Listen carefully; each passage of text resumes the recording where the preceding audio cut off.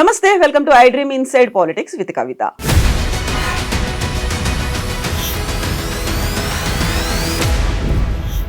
BRS MLC Kavitha కొంత gap తర్వాత sudden గా మళ్ళీ తెర ముందుకొచ్చారు. రావడమే చాలా ఉధృతంగా సివియర్ యాక్టివిటీతో చాలా బిజీగా మారిపోయారు.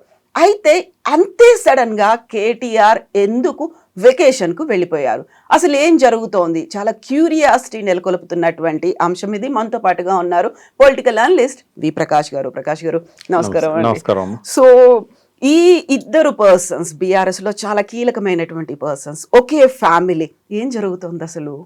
అంటే క్యూరియాసిటీ ఉంటుంది మీడియాకి కానీ బయట ఉన్న వాళ్ళకి కానీ. ఎందుకంటే ఇద్దరు అప్కమింగ్, అంటే వాళ్ళు నెక్స్ట్ లెవెల్కి వెళ్ళాలనుకుంటున్న నాయకులు. సరే, కవిత గారి మీద ఒక ఆరోపణ వచ్చి ఆమె కొంతకాలం జైల్లో ఉండి వచ్చింది. కేటీఆర్ ఏమో కంటిన్యూస్గా మినిస్టర్గా ఉంటూ వచ్చాడు ఈ 10 ఏళ్ళు కూడా. సో ఇద్దరు సమఉజ్జీలుగా పోటీలో నిలవాలనుకుంటున్నారు.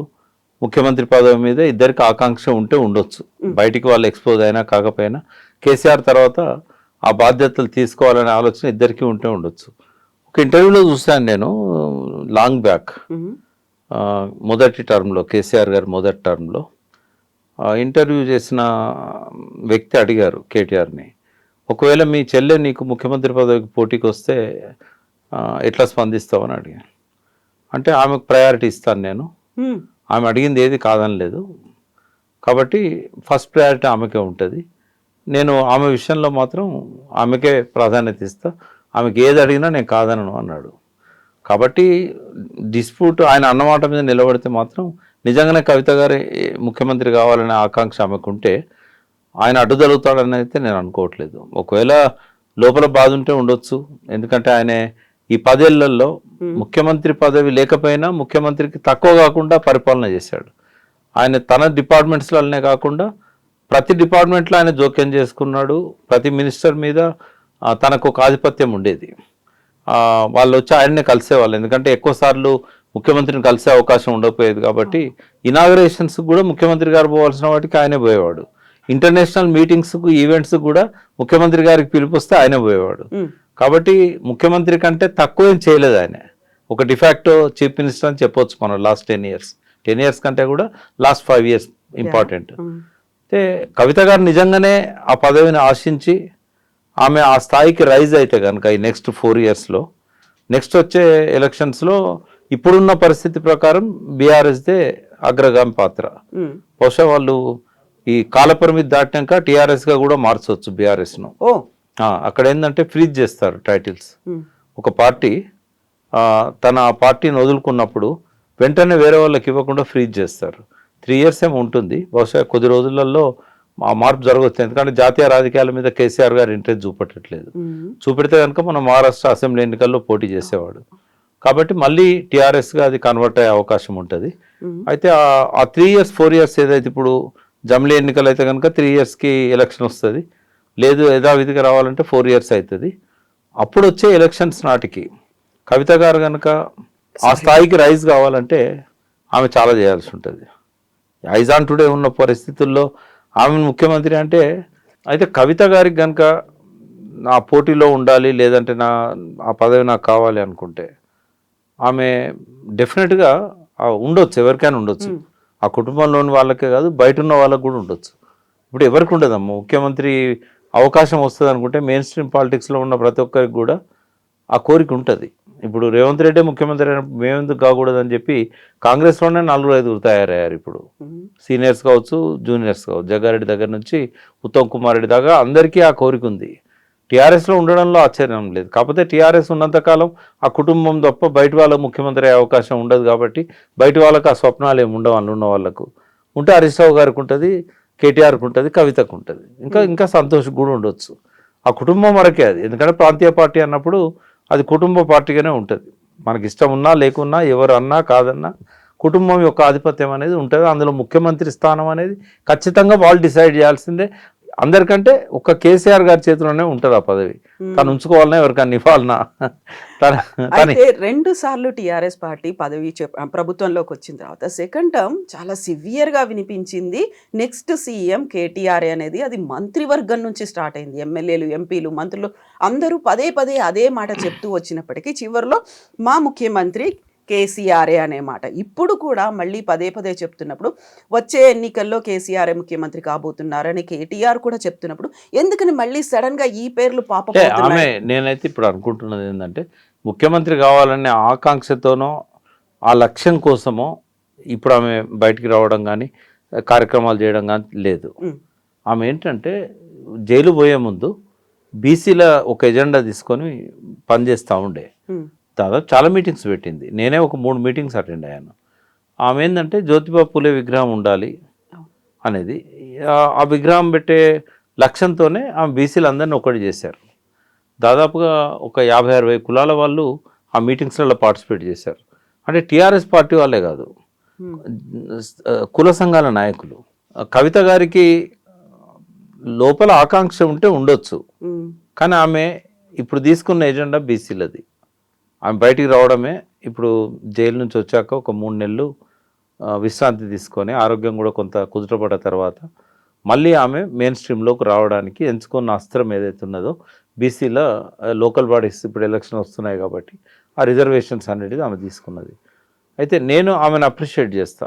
నేను మా బీసీ సోదరులందరికీ కూడా మీ ద్వారా నేను చెప్తున్నది కూడా ఏంటంటే బీసీల ఎజెండాను కవిత తీసుకోవడం అనేది దాన్ని తప్పు పట్టాల్సిన అవసరం లేదు. ఇక్కడ నేను చాలాసార్లు మీడియాలో దాదాపు 10 ఏళ్ళ నుంచి చెప్తున్నా, సూర్యుడిని చూపెడితే వేలును చూడొద్దు అని చెప్తున్నాను నేను. అవును. సూర్యుడు ఏంటంటే ఇష్యూ, ఒక ఇష్యూ మీద ఎవరు కలిసి వచ్చినా కలుపుకోపోవాలి. ఇంకా ఇక్కడ ఏంటంటే బీసీలలో ఉన్న అనైక్యత, ఇది స్వాతంత్రం వచ్చిన కాదు చూస్తూనే ఉన్నాం. ఏ కులంలో కూడా ఐక్యత లేదు. ఉమ్, నేను ఒక బీసీ బిడ్డగా చెప్తున్నా. మొట్టమొదటిసారి ఒక 300 కాపులలో, నేను 300 కాపు సామాజిక వర్గం కాబట్టి ఈ కులంలోనున్న ఒక ఐక్యత తీసుకొద్దామని చెప్పి రవిచంద్ర గారి నాయకత్వాన, ఉద్దిరాజు రవిచంద్ర ఇప్పుడు రాజ్యసభ మెంబర్, అంటే గంగుల కమలాకర్ గారు మినిస్టర్ ఉండేవారు, బీసీ వెల్ఫేర్ మినిస్టర్. తర్వాత విఠల్ బీజేపీలో ఉన్నాడు, టీఎస్పీఎస్సీ ఫస్ట్ మెంబర్. ఇంకా కొంతమంది రౌత్ కనకయ్య గారు అని చెప్పి గ్రూప్ 1 ఆఫీసర్ ఉండి తర్వాత మంత్రి నియోజకవర్గం నుంచి టీఆర్ఎస్ అభ్యర్థిగా పోటీ చేశాడు. మేము కొంతమందిని కలిసి ఒక అపెక్స్ కమిటీ అని, మాకు శంకర్ బాలకృష్ణరావు గారని సిబిఐలో పనిచేశాడు. ఇంకా వివిధ పార్టీలలో ఉన్న వాళ్ళు, ఇంకా కొంతమంది ఈ 300 కాపుల్లో ఉన్న శాసనసభ్యులు కావచ్చు, ఉన్నత స్థానంలో ఉన్న కేశవరావు లాంటి వాళ్ళు కావచ్చు, అందరి సహకారంతో వివిధ పార్టీల్లో ఉన్న బీజేపీలో ఉన్న మీసాల చంద్రయ్య లాంటి వాళ్ళు, ఇట్లా అందరినీ సమీకరించి జిల్లా నాయకులను వీళ్ళందరినీ కూడా పిలిచి ఒక ఎఫర్ట్ పెట్టాం. అంటే ఎందుకు చెప్తున్నాను ఇంత వివరంగా అంటే బీసీలో కులాలలో ఉన్న అనైక్యతను పోగొట్టడానికి ఒక ఎఫర్ట్ అనేది 300 కాపు కమ్యూనిటీ చేసింది. ఆ ఎఫర్ట్ ఇప్పుడు కొంత సత్ఫలితాలను ఇస్తున్నది. సో మేము ఈ ఈ లోపాన్ని గమనించి అందరిని ఒకటి చేయాలనే తలంపుతోని ప్రధాన సంఘాలైన పుట్టం పురుషోత్తమరావు గారు కానీ, అట్లాగే దేవయ్య గారు, కొండ దేవయ్య గారు, అట్లనే కాచిగూడ సంఘం, వీళ్ళందరినీ ఒక కట్టడి మీద తేవడానికి ప్రయత్నం చేసినాం. చాలా వరకు సక్సెస్ అయినాం. ఇవాళ 300 కాపుల్లో ఒక ఐక్యత అనేది కనబడతా ఉన్నది. ఏంటంటే ఎవరి బాధ్యతలు వాళ్ళు నిర్వహిస్తున్నారు. రాష్ట్ర అధ్యక్షుడుగా కొండ దేవయ్య గారు, అపెక్స్ కమిటీ కన్వీనర్గా పురుషోత్తమ గారు, అట్లా కాచిగూడ సంఘం ప్రెసిడెంటు, ఇట్లా ఎవరి కార్యక్రమాలు వెంకటేశ్వరరావు గారు, మణికొండ వెంకటేశ్వరరావు గారు సమర్థవంతంగా వాళ్ళ పాత్ర నిర్వహిస్తూ కలిసి పనిచేస్తున్నారు. అంటే జయశంకర్ గారు ఎప్పుడు చెప్పేవారు, తెలంగాణ ఉద్యమంలో దేవేందర్ గౌడ్ వచ్చిన తర్వాత, ఇంకా కొన్ని సంఘాలు వచ్చిన తర్వాత, మీరు ఒక్క వేదిక మీద ఒక పార్టీగా కలిసి పనిచేయకపోయినా కూడా, వేర్వేరు పార్టీలుగా వేర్వేరు సంఘాలుగా ఉన్నా కూడా సమాంతరంగా ఒక లక్ష్యం కోసం కలిసి పనిచేయాలి అన్నారు. ఇవాళ కాపులలో కానీ ఇతర సంఘాలలో కానీ కావాల్సింది అదే. సో 300 కాపులలో ఆ ప్రయత్నం సఫలీకృతమైంది. ఒక ట్రస్ట్ పెట్టినప్పుడు అన్ని సంఘాల వాళ్ళని ట్రస్ట్లో పెట్టడం జరిగింది. అపెక్స్ కమిటీ అన్ని ముఖ్యమైన వింగ్స్ నుంచి అందులో మెంబర్స్గా ఇంటలెక్చువల్స్ని కానీ తీసుకోవడం జరిగింది. ఇదే ఎఫర్ట్ కనుక అన్ని కులాల వాళ్ళు పెట్టినట్టయితే అన్ని దిక్కులో కూడా సత్ఫలితాలు వస్తాయి. అయితే అది జరగడం లేదు అన్ని కులాలలో. సో ఇవాళ కేస్ స్టడీగా 300 కాపులది ఏదైతుందో అది మిగతా ప్రధాన కులాలు కూడా తీసుకోవాల్సిన అవసరం ఉన్నది. ఇక్కడ కవిత గారు ఎందుకు సక్సెస్ అవుతున్నారు, మిగతా కులాలు ఎందుకు ఐక్యం చేయడంలో విఫలమవుతున్నాయంటే ఏ కులానికి ఆ కులానికి ఒక పెద్దరికం ఉంటుంది. ఇప్పుడు బీసీలల్లో 100కు పైన ఉన్నాయి కులాలు. అందులో ప్రధాన కులాలు దాదాపుగా 60% 70% జనాభా కేవలం 5 కులాలలో ఉన్నది.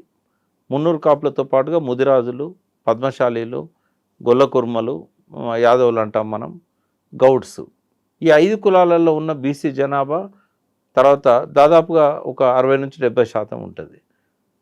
ఇక చాలా చిన్న కులాలు ఉన్నాయి, ఎంబీసీలు ఉన్నారు, ఓ 17 కులాలతో ఎంబీసీలు ఉన్నారు. వీళ్ళందరూ కూడా ఎన్నడూ కూడా రాజకీయాలలో లేని వాళ్ళు, రాజకీయ చైతన్యం అంతంత మాత్రంగా ఉన్నవాళ్ళు. అక్షరాస్యత కూడా వాళ్ళలో తక్కువగా ఉంటుంది. చాలా బీసీ కులాలు ఏంటంటే వృత్తి కులాలు కాబట్టి వాళ్ళు వృత్తి మీద ఉన్న ధ్యాస ఈ చదువులు ఇంగ్లీష్ చదువుల మీద ఉండదు. ఒకవేళ చిన్నప్పుడు స్కూల్లో పోయినా కూడా 10th వరకే డ్రాప్ అవుట్స్ అవుతారు. అయితే ఈ బీసీలు అందరూ ఒక వేదిక మీదకి రావడం అనేది సాధ్యం కావడం లేదు. బీసీ కృష్ణయ్య గారు బీసీ విద్యార్థి సంఘం నుంచి మొదలుపెట్టి బీసీ సంక్షేమ సంఘం ఈరోజు వరకు గత 45 సంవత్సరాలుగా బీసీల కాజ్ కోసం పనిచేస్తున్న గొప్ప నాయకుడు. ఇప్పుడు జాజుల శ్రీనివాస్ గౌడ్ కానీ ఇంకా కొంతమంది నాయకులు ఉన్నారు, ఎర్ర సత్యనారాయణ గారు. వీళ్ళందరూ కూడా ఎంత ప్రయత్నం చేసినా కూడా అన్ని కులాలు ఒక్క వేదిక మీదకి రావడం లేదు. ఇవాళ రిటైర్డ్ ఐఏఎస్ ఆఫీసర్ చిరంజీవులు గారు కూడా ఈ బీసీల లక్ష్యం కోసం ఆయన ఆ డిమాండ్స్ తీసుకొని ఎడ్యుకేట్ చేస్తున్నారు, చాలా కష్టపడుతున్నారు, చాలా ప్రాంతాలు తిరుగుతున్నారు. బీసీలలో సోయి వచ్చిన మాట వాస్తవం, చైతన్యం పెరిగిన మాట వాస్తవం. కానీ ఒక్క సంఘం వాళ్ళు ఒక్క నాయకుడో పిలిస్తే అన్ని సంఘాల వాళ్ళు ఒక్క దగ్గరకు వచ్చే పరిస్థితి కనబడతలేదు. అంత టవరింగ్ పర్సనాలిటీ ఉన్న లీడర్స్ కూడా మనకు కనబడరు. సరే, మంత్రులుగా కొంతమందికి అవకాశాలు వచ్చినాయి, అగ్రశ్రేణి నాయకులుగా రాజ్యసభ సభ్యులుగా కొంతమందికి అవకాశాలు వచ్చినాయి. కానీ వాళ్ళు పిలిచినా కూడా అన్ని కుల సంఘాల నాయకులు రావడం లేదు. ప్రకాష్ గారు, ఇప్పుడు మీరు ఒక మాట అన్నారు, బీసీ కులాల్లో ఐక్యత లేకుండా పోయింది అని. వాళ్ళలోనే అంత ఐక్యత లేనప్పుడు ఒక కవిత, ఉన్నత కులానికి చెందినటువంటి కవిత, ఇంతమందిని ఎలా ఏకం చేయగలదు? ఆ నమ్మకం బీసీల్లో కలుగుతుందా? ఆమె పిలిస్తే 30 కులాలకు చెందినటువంటి ప్రతినిధులు హాజరయ్యారు అనుకున్నప్పుడు తనని ఎందుకు అంతలా నమ్ముతున్నారు? ఇవాళ కవిత గారు పిలిస్తే ఎందుకు వస్తున్నారు? ఇవాళ ఆమె సరే మధ్యలో భారత జాగృతి అన్నా కూడా ఇవాళ మళ్ళీ రివైవ్ చేసే క్రమంలో తెలంగాణ జాగృతిని ఆమె యాక్టివేట్ చేశారు. కవిత గారికి తెలంగాణ ఉద్యమంలో ఒక ప్రత్యేకమైన పాత్ర ఉంది. ఆమె రావడమే ఒక పార్టీ తరఫున కాకుండా సబ్బండ వర్గాలను ఇన్వాల్వ్ చేస్తూ తెలంగాణ జాగృతి రూపంలో ఆమె రాజకీయ రంగ ప్రవేశం చేశారు. తెలంగాణ జాగృతి అనేది అందరూ ఓన్ చేసుకున్నారు. మెయిన్గా బతుకమ్మ పండుగే ఒక శ్రామిక వర్గాల పండుగ. బతుకమ్మను ఆడేవాళ్ళు కానీ, బతుకమ్మలో ఆ పూలు పేర్చడం దగ్గర నుంచి, పూల సేకరణ దగ్గర నుంచి, బతుకమ్మ సెలబ్రేట్ చేసుకునే కాడ కూడా మనకు సబ్బండ వర్గాల వాళ్ళు కనబడతారు. అక్కడ దొరల కంటే కూడా ఎక్కువగా మనకు ఈ బీద బిక్కి, అందులో బహుజన కులాలు, దళిత కులాలు వాళ్ళ పద్ధతిలో బతుకమ్మను సెలబ్రేట్ చేసుకుంటారు. అక్కడ వచ్చి ఆడే కోలాట మాటలు కానీ, సద్దుల పలహారాలు పంచుకోవడం కానీ, ఇదంతా కూడా ఏంటంటే శ్రామిక వర్గాల ఆ సంస్కృతిలో భాగంగానే బతుకమ్మ అనేది వచ్చింది. సో అక్కడ పాడుకునే పాటలు కూడా ఆ శ్రమకు సంబంధించిన పాటలు ఉంటాయి. అయితే ఆ బతుకమ్మను సబ్బండ వర్గాలను ఇన్వాల్వ్ చేసే విధంగా ఒక ఉద్యమ ప్రతీకగా మార్చింది కవిత. సో కవిత గారికి ఈ సాంఘిక ఉద్యమాలతో ఉన్న సంబంధం అది ఒకటే కాదు, ఆమె బీసీల ఉద్యమం చేపట్టాలనే ఆలోచన రావడానికి బీజం ఎక్కడ అంటే, మన అరెస్ట్ కావడానికంటే ముందు, అంతకంటే తెలంగాణ రాష్ట్ర సమితి, భారత రాష్ట్ర సమితి పరిపాలన ఇక్కడ జరుగుతున్నప్పుడే ఆమె జంతర్ మంతర్ దగ్గర మహిళా బిల్లు గురించి ఆమె ప్రయత్నం చేశారు. అంటే పార్లమెంట్లో మహిళా బిల్లు పెట్టించి మహిళలకు కూడా చట్టసభలలో ప్రాధాన్యత కల్పించాలని చెప్పి ఆమె అన్ని రాష్ట్రాలు తిరిగారు, అన్ని రాష్ట్రాల్లో మహిళా నాయకురాలను కలిశారు. అప్పుడు ఒక డిమాండ్ వచ్చింది.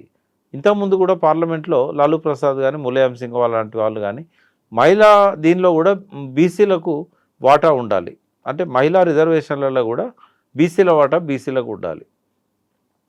అది మొదటిసారిగా కవిత గారి దృష్టికి వచ్చినప్పుడు ఆమె ఆ ఎజెండాలో దాన్ని తీసుకున్నారు. ఆ తర్వాత క్రమంలో బీసీలకు ఆరాధ్యుడైన జ్యోతిబా పులే విగ్రహాన్ని పెట్టాలి అసెంబ్లీలో అన్నారు. అంతకుముందు అంబేద్కర్ విగ్రహం కోసం ఆమె కొట్లాడింది, అది సాధ్యమయ్యేటట్టు చేయగలిగింది. సో ఇప్పుడు ఆమె జ్యోతిబా పులే విగ్రహం కోసం ప్రయత్నం చేస్తున్నారు.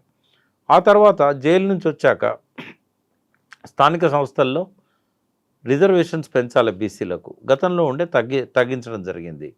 సరే రకరకాల కారణాలు ఉన్నాయి దానికి. సో ఇప్పుడు మళ్ళీ బీసీల రిజర్వేషన్లు పెంచాలి. ఈ కులగణన ఏదైతే జరుగుతున్నదో సామాజిక ఆర్థిక సర్వే, ఆ సర్వేలో భాగంగా ఈ సామాజిక ఆర్థిక సర్వే ఏదైతే జరుగుతున్నదో రేవంత్ రెడ్డి ప్రభుత్వం మొదలుపెట్టిందో, ఈ సర్వే ఆషామాషిగా జరగకూడదు, ఆధారబాధరగా జరపకూడదు. మనకు దాన్ని ఆర్డర్ ఇచ్చినప్పుడే వాళ్ళకి 1 మంత్ టైంలో రిపోర్ట్ ఇవ్వమని అన్నారు. ఎట్లా సాధ్యమవుతుంది అది? ఇప్పటివరకు సర్వేనే కనీసం 50% కాలేదు. అది ఎప్పుడు వాళ్ళు సర్వే రిపోర్ట్ ఇవ్వాలి, ఎప్పుడు దాన్ని అనలైజ్ చేయాలి, 4 లక్షల ఫారాలు అనలైజ్ చేయాలంటే అది చాలా సమయం పడుతుంది. పోనీ ఇంటికి ఒక్కటి తీసుకున్నా కూడా దాదాపుగా 1,10,00,000 కుటుంబాలు తెలంగాణలో ఉన్నాయి. ఇప్పటివరకు 50% కూడా కాలేదు. ఇప్పుడు ఆల్రెడీ డేటు అయిపోయింది. మా వెంకటేశ్వరరావు గారు ఎవరైతే రిటైర్డ్ ఐఏఎస్ ఉన్నారో వారిని డెడికేటెడ్ కమిషన్ అని పెట్టి ఈ సామాజిక ఆర్థిక సర్వే రిపోర్ట్ నివేదిక ఇవ్వాలని పెట్టారు ఆ కమిషన్కి. మొన్న కవిత గారితో కలిసి బీసీల తరఫున ఒక నివేదిక ఇవ్వడం జరిగింది, ఒక మెమొరాండం ఇవ్వడం జరిగింది. అప్పుడు మేము స్పష్టంగా చెప్పాం, సార్ మీ టర్మును ఎక్స్టెండ్ చేయరు, ఏదో ప్రజల నుంచి ఆ డిమాండ్ వచ్చింది. జాగృతి లాంటి, కవిత లాంటి వాళ్ళు, బీసీ కులాల వాళ్ళు చాలా కాలం నుంచి డిమాండ్ చేస్తున్నారు కాబట్టి, కేంద్ర ప్రభుత్వం కులగణనకు ఒప్పుకోలేదు కాబట్టి ఏదో మొక్కుబడిగా రేవంత్ రెడ్డి గారు జరపాలనుకుంటున్నారు తప్ప చిత్తశుద్ధితో జరుపుతున్నట్టు కాదు ఇది. అందులో పెట్టాల్సిన అంశాలు కూడా చాలా మిస్ అవుతున్నాయి. సరే ఇంటలెక్చువల్స్ కొంతమంది ప్రొఫెసర్స్ కలిసి చాలా అద్భుతంగా అది సామాజిక ఆర్థిక సర్వే క్వశ్చనర్ తయారు చేశారు, కానీ ఇంకా చాలా పెట్టాల్సినవి ఉండే అందులో ఎంబీసీలకు సంబంధించి కానీ ఇతరత్ర కానీ ఒమిషన్స్ ఉన్నాయి. మీరు నివేదిక ఇచ్చేటప్పుడైనా కనీసం ఇవన్నీ దృష్టిలో పెట్టుకోండి అని చెప్పి వారిని రిక్వెస్ట్ చేయడం జరిగింది. కానీ వారికి కూడా అవసరమైన టైం ఇవ్వకపోయినట్టయితే, సర్వే కూడా మొక్కుబడిగా చేసినట్టయితే, కనీసం సర్వేకి పోయిన వాళ్ళు ఆ కులాల గురించి వాళ్ళకి అవగాహన ఉండదు, వాళ్ళకి కనీసం ట్రైనింగ్ ఇవ్వలేదు. ఇప్పుడు మున్నూరు కాపులలోనే చాలా రకాల ఉపకులాలు ఉన్నాయి, హజారీస్ అంటారు, ఎల్లాపులు అంటారు, ఇట్లాంటివి చాలా ఉన్నాయి. అట్లా రకరకాలుగా వేరువేరు కులాలలో వాళ్ళకి సపరేట్ నంబర్ కూడా ఇచ్చారు. ఈ బీసీ ఏ గ్రూప్లో ఎల్లాపులు ఉంటారు, బీసీ డి గ్రూప్లో మున్నూరు కాపులు ఉంటారు. వాళ్ళు ఏది చెప్తారు, కాపులు అని అంటే కాపుల మూడాటి కాపులు ఉంటారు, గుడాటి కాపులు ఉంటారు, ఆంధ్ర కాపులు ఉంటారు. ఒక అవగాహన లేని వాళ్ళను సర్వేకి పంపిస్తున్నారు. సో ఇటువంటి అన్నీ కూడా లోపాలను సవరించుకోవాలి. మీరు రిపోర్ట్ రాసేటప్పుడు చాలా జాగ్రత్తగా సిఫార్సులు చేయండి అని చెప్పి కవిత గారు వెంకటేశ్వరరావు గారిని రిక్వెస్ట్ చేయడం జరిగింది. వారు కూడా సానుకూలంగా స్పందించారు. అంటే ఇది ఆషామాషిగా నడుస్తున్న వ్యవహారం లాగానే ఉంది తప్ప రేవంత్ రెడ్డి ప్రభుత్వం ఇచ్చిన ఇన్స్ట్రక్షన్లు చూసినట్టయితే నెల రోజుల్లో నివేదిక ఇవ్వడం సాధ్యం కాదు. నెల రోజుల తర్వాత ఇమీడియట్గా ఎలక్షన్స్ పెట్టాలని ఒక నిర్ణయం తీసుకున్నారు. జనవరిలోనే ఎలక్షన్స్ కోసం నోటిఫికేషన్స్ ఇష్యూ అయ్యే అవకాశం ఉంది. అంటే బీసీల వాయిస్ ఎంత వచ్చినా ఏమాత్రం పట్టించుకోవడం లేదు ప్రభుత్వం. సో కవిత లాంటి అంటే ఆమెకున్న ఇమేజ్ ఏంటంటే తెలంగాణలో తను పిలిస్తే ఎవరైనా వస్తారు. సో నేను మొన్న ప్రత్యక్షంగా చూశాను, వాళ్ళ ఇంటికి పోయినప్పుడు ఆ హాల్లో గ్యాదర్ అయిన కమ్యూనిటీస్ చూస్తే దాదాపు 30-35 కులాల ప్రతినిధులు ఆ చిన్న హాల్లోనే మనకు కనబడ్డారు. అంటే రాజకీయాలకు అతీతంగా కుల సంఘాల నాయకులను ఇన్వాల్వ్ చేయడం అనేది ఆమె చేస్తున్న ఒక గొప్ప పని. అది బీసీ నాయకులతో సాధ్యం కానిది, ఇప్పటివరకు కాలేదు కూడా. కాబట్టి ఆమె చేస్తున్న ఉద్యమానికి అది కృష్ణయ్య గారు కానీ, శ్రీనివాస్ గౌడ్ గారు కానీ, మేం కానీ, ప్రతి కులం కూడా ఆమె ఇచ్చిన ఆ ఇనిషియేషన్ని ముందుకు తీసుకెళ్లాల్సిన బాధ్యత మా అందరి మీద ఉంటుంది. అంటే ఆమె బీసీలను ఆర్గనైజ్ చేసినంత మాత్రాన ఆమె బీసీ లీడర్ కాకపోయినా కూడా ఒక ఇష్యూ బేస్డ్ స్ట్రగుల్ చేస్తున్నప్పుడు ఎవరినైనా మనం కలుపుకపోవాలి, ఎవరి నాయకత్వం వహించినా మన ఫోకస్ ఇష్యూ మీద ఉండాలి, ఆ వ్యక్తి మీద కాదు. నాయకులు ఏం చేస్తారంటే ప్రజలను సంఘటితం చేయడానికి, ముందుకు నడిపించడానికి ఒక ప్రయత్నం చేస్తారు. ఇవాళ బీసీ ఉద్యమాన్ని ఆమె భుజాల మీద వేసుకున్నా కూడా ఆమె బీసీ నాయకురాలు అనరు, ఆ క్రెడిట్ బీసీ ఉద్యమానికి వస్తుంది. కాబట్టి ఎవరు కూడా ఆ కారణంతో కవితను పక్క పెట్టడం కానీ, ఆమె మీద విమర్శలు చేయడం కానీ తగదు. మనం ఉపయోగించుకోవాలి ఆమె నాయకత్వ లక్షణాలను, దానివల్ల కలిసి వస్తున్న ఈ సంఘాలను, ఈ ఉద్యమాన్ని ఇష్యూ బేస్డ్ స్ట్రగుల్గా చూడాలి తప్ప ఇదేదో ఆమె బీసీ నాయకత్వాన్ని హైజాక్ చేయడానికి ఏదో ప్రయత్నం చేస్తున్నదనో, లేకుంటే మనం చేతగాని వాళ్ళమా, మనం చేసుకోలేమా అంటే వాస్తవ పరిస్థితిని గమనించి ఆమెకు మద్దతు ఇవ్వాలని నేను కోరుతున్నా. నన్ను విమర్శిస్తే విమర్శించవచ్చు, బట్ మనకు చేత కాదు అన్న వాళ్ళని కూడా నేను ఒకటి అడుగుతున్నా, మనకు చేతనైతే ఎందుకు అన్ని కులాలను ఒక ఎజెండా మీద తీసుకురాలేకపోతున్నాం? కాబట్టి చేసే వాళ్ళని చేయనిద్దాం. వాయిస్ లేని బీసీలకు ఒక వాయిస్ ఇస్తున్న వాళ్ళు ఏ కులం వాళ్ళైనా కూడా వాళ్ళని కులం తరఫున చూడకూడదు. ఇవాళ తెలంగాణ ఉద్యమంలో ముఖ్య పాత్ర వహించిన వాళ్ళని ఎవరిని కూడా కులం పేరుతో చూడాల్సిన అవసరం లేదు. ఎందుకంటే కులం అనేది ఉంటుంది, కులం అనేది రియాలిటీ. కులంలో ఐక్యత కావాలి, కులంలో ఎడ్యుకేషన్ కావాలి. ఆ కులం వాళ్ళ హక్కుల కోసం పోరాడేటప్పుడు ఆ కుల సభ్యులందరూ కూడా ముందుండాలి. కానీ ఒక ఇష్యూ తీసుకున్నప్పుడు, బీసీలు అందరికి సంబంధించిన ఇష్యూ తీసుకున్నప్పుడు ఏ కులం వాళ్ళు వచ్చి మద్దతు ఇచ్చినా కూడా మనం దాన్ని తీసుకోవాలి తప్ప రిఫ్యూజ్ చేయాల్సిన అవసరం లేదు. విమర్శలు ఉంటూనే ఉంటాయి, కానీ సమస్య పరిష్కారం అనేది ఇంపార్టెంట్ అనే విషయాన్ని బీసీలు గమనించాలి. ఇవాళ భారత జాగృతిని మళ్ళీ తెలంగాణ జాగృతిగా మలచాలనే అందరూ కోరుతున్నారు. వాస్తవంగా ఇంతకుముందు తెలంగాణ జాగృతి పేరు మీద ఉన్నది కాబట్టి ప్రజలల్లో అదే గుర్తింపు ఉన్నది. మధ్యలో భారత జాగృతి అని పెట్టినా ఎవరి మీద పట్టించుకోలే. భారత జాగృతి పెట్టిన తర్వాత ఒక మహిళా బిల్లుకు సంబంధించిన అంశం తప్ప ఇతర అంశాలు ఏమీ తీసుకున్నట్టు కనబడదు. బట్ ఇప్పుడు ఏంటంటే తెలంగాణ జాగృతి యొక్క అవసరం 2007లో బతుకమ్మను ఒక ప్రతీక, ఉద్యమ ప్రతీకగా మలిచినప్పుడు ఎంత అవసరం ఉందో ఇవాళ తెలంగాణ జాగృతి పేరుతోని తెలంగాణలో సామాజిక అంశాలను, ప్రజల సమస్యలను తీసుకొని వాళ్ళని ఎడ్యుకేట్ చేస్తూ ప్రభుత్వం మెడలు వంచే విధంగా ప్రజలను సమీకరించాల్సిన అవసరం ఉన్నది. రాజకీయ పార్టీలకు ఉండే లక్ష్యాలు వేరు, జాగృతి లాంటి సంస్థకు ఉండాల్సిన లక్ష్యాలు వేరు. నేను కవిత గారిని కూడా రిక్వెస్ట్ చేసింది ఏంటంటే, మీరు ఈ రాజకీయ పోరాటాలలో కంటే కూడా ఈ సామాజిక సమస్యల మీద మీరు పోరాటం చేసినట్టయితే ప్రజలు మిమ్మల్ని నెత్తికెత్తుకుంటారు, భుజాల మీద మోస్తారు. ఎట్లా జాగృతి ద్వారా బతుకమ్మను ఒక ఐకాన్గా పెట్టుకొని ఎట్లా ముందుకొచ్చారో ఇవాళ తెలంగాణ జాగృతి తరఫున ప్రజల్లో ఉన్న మూఢనమ్మకాలను, అజ్ఞానాన్ని తొలగిస్తూ వాళ్ళు ఒక సోయి తెచ్చుకునే విధంగా వాళ్ళ లోపల చైతన్యాన్ని నింపుతూ అనేక సామాజిక రుగ్మతలకు పరిష్కారాలను చూపుతూ ప్రభుత్వాన్ని మీరు కదిలించే విధంగా ఆ ప్రజలను ఐక్యం చేయాల్సిన అవసరం ఉంది. అది కుల సమస్య కావచ్చు, కులానికి సంబంధించిన ఇతర సమస్యలు కావచ్చు, సామాజిక సమస్యలు కావచ్చు. ఈ ప్రజల్లో చైతన్యాన్ని నింపే విధంగా తెలంగాణ జాగృతి లాంటి సంస్థలు పనిచేయాలని జయశంకర్ గారు కూడా కోరుకున్నారు. సాంస్కృతిక ఉద్యమంగా ఉండాలి. సంస్కృతి అన్నప్పుడు సామాజిక, ఆర్థిక, రాజకీయ పరిస్థితులన్నీ కూడా ఆ సాంస్కృతికం అనే పదం లోపలనే ఇమిడి ఉంటాయి. కాబట్టి తెలంగాణ జాగృతి నిర్వహించాల్సిన పాత్ర అది, పోషించాల్సిన పాత్ర అది. కేవలం తెలంగాణ జాగృతి తరఫున కార్యక్రమాలు చేస్తూ ముందుకొచ్చినంత మాత్రాన ఆమె ఏదో ముఖ్యమంత్రి పోటీలో ఉన్నదని అనుకోవాల్సిన అవసరం లేదు. ఒక రాజకీయ నాయకురాలు కానీ, రాజకీయ నాయకుడు కానీ వాళ్ళ అల్టిమేట్ లక్ష్యం అదే ఉండొచ్చు. కానీ ఒక ఇష్యూ తీసుకొని పనిచేసినప్పుడు ఆ కారణం చూపెట్టి పక్కకు పెట్టాల్సిన అవసరం లేదనేది నేను అనుకుంటున్నాను. సో ఇక్కడ ప్రధానంగా వినిపించేది, గతంలో తెలంగాణ జాగృతి కాస్త భారత జాగృతిగా మారినట్టుగా కవితనే ఢిల్లీ వేదికగా అనౌన్స్ చేశారు.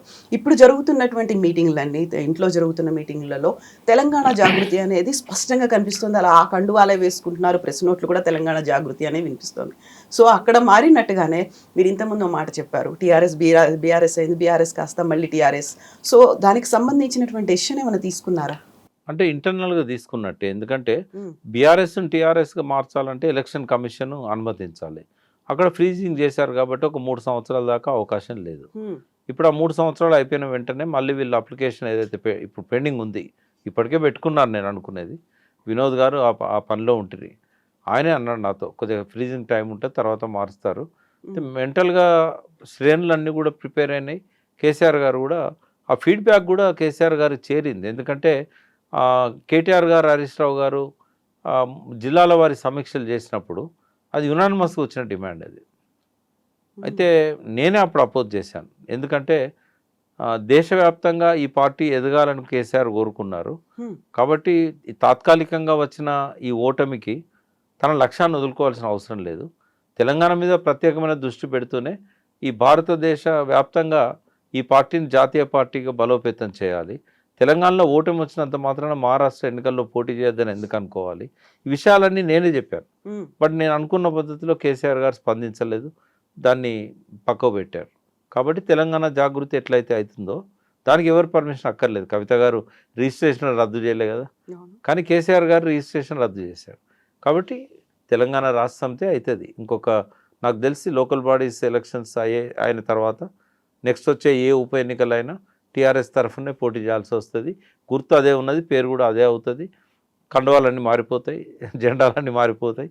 ఈ జాగృతికి అయితే ఏ పర్మిషన్లు అక్కర్లేదు కాబట్టి ఆమె తెలంగాణ జాగృతి పేరుతోనే ప్రజల మనసుల్లో అది ఒక ముద్ర ఉంది కాబట్టి అది డిసిషన్ మనసులల్లో అందరికీ ఎప్పుడో అయిపోయింది.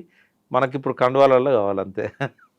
యా సో కార్యాచరణ కూడా కార్యాచరణ యా అంటే ఆమె మళ్ళీ బ్యాక్ టు 2007 అమ్మ. కవిత గారితో నేను 2 సార్లు కలిశాను. ఆమె మళ్ళీ బ్యాక్ టు 2007కి వెళ్ళిపోతున్నది. సామాజిక సమస్యల మీద పనిచేయాలనే లక్ష్యం కోసమే ఉన్నది తప్ప ఈ రిజర్వేషన్స్ అయిపోయిన తర్వాత బీసీలది మళ్ళీ జ్యోతిబా పూలే విగ్రహం అది పెట్టడము, ఇంకా ఇతర సమస్యలు బీసీలకు చాలా ఉన్నాయి. వృత్తుల ఆధునీకరణ కావచ్చు, ఇట్లాంటివన్నీ ఆమె తీసుకునే అవకాశం ఉంది. అంటే కేవలం బీసీల కోసమే కాకుండా సామాజిక సమస్యల్లో భాగంగా బీసీల సమస్య తీసుకుంటుంది. ఆమె లోపల డైనమిజాన్ని నేను చూశాను. ఆమె ఖర్చు పెట్టుకోగలుగుతుంది, అందరితో మంచిగా మాట్లాడుతుంది, ప్రతి ఒక్క కార్యకర్తను కూడా పిలిచి మాట్లాడుతుంది. ఆమెకు అవేం లేవు, ఇతరులకున్న అహంభావాలు అహంకారాలు ఇట్లాంటివి ఏం కనబడవు. ఆమె ప్రతి ఒక్కరితో ప్రేమగా మాట్లాడుతుంది. లీడర్షిప్ లక్షణాలు ఉన్నాయి. తను ఒక్కతిగా నిలబడి పోరాడగలుగుతాననే ఒక ఆత్మవిశ్వాసం ఆమె లోపల ఉన్నది. తర్వాత ఇంటలెక్చువల్స్ను కూడా ఆమె సమీకరించుకోగలుగుతుంది, థింక్ ట్యాంక్ లాంటి వాళ్ళను. కాబట్టి ఆమె సక్సెస్ అవుతుందని నేను అనుకుంటున్నాను. ఎస్ ప్రకాష్ గారు, థ్యాంక్ యూ సో మచ్ అండి. Thank you.